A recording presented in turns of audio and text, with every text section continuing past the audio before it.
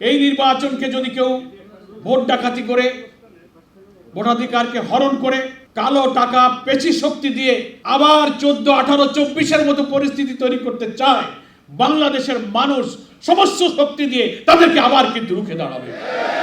আমরা যদি তা না পারি তাহলে আমাদের এই রক্তদান সবকিছু কিন্তু বৃথা চলে যাবে। সরকারকেও জাতির কাছে তিনি যে কমিটমেন্ট দিয়েছেন যে তিনি নিরপেক্ষ থাকবেন, তাকে সোজা হয়ে থাকতে হবে, তার শির দাঁড়াটা সোজা রাখতে হবে, নিরপেক্ষ করতে হবে, কোনো দিকে ঝুঁকলে হবে না। আমরা অন্তর্বর্তীকালীন সরকারকে সাহায্য করতে চাই। একটা ভুলের পুনরাবৃত্তি যেন দ্বিতীয়বার আর না হয়। নিরপেক্ষতার প্রমাণ সরকারকেই দিতে হবে যেন আপনি নিরপেক্ষ আছেন।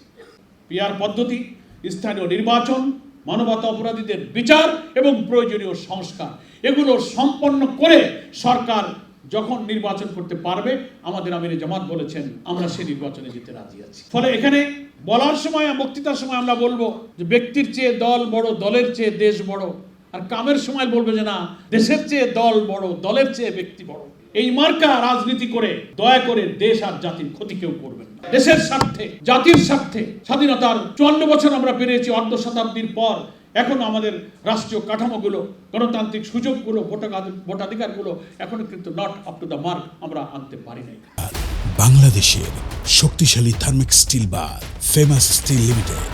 আমাদের অনেক পরে স্বাধীন হওয়া দেশ, দুনিয়ার বহু দেশ, মালয়েশিয়া, সিঙ্গাপুরের মতো দেশেরা অনেক উন্নত হয়েছে, জাতীয় ঐক্যের ভিত্তিতে তারা দেশ গড়েছে, কিন্তু আমরা জাতীয় ঐক্যই করতে পারছি না। আমরা ঝগড়া ঝাঁটি, বিভেদ, বিতর্ক, অনৈক্য, অতীতের নানান অপ্রয়োজনীয় মীমাংসিত ইস্যুকে সামনে এনে জাতিকে বিভক্ত করার, এই ষড়যন্ত্রকে রক্ষা করার জন্য এবারের নির্বাচনে এই ষড়যন্ত্রকারীদেরকে পরাজিত করতে হবে।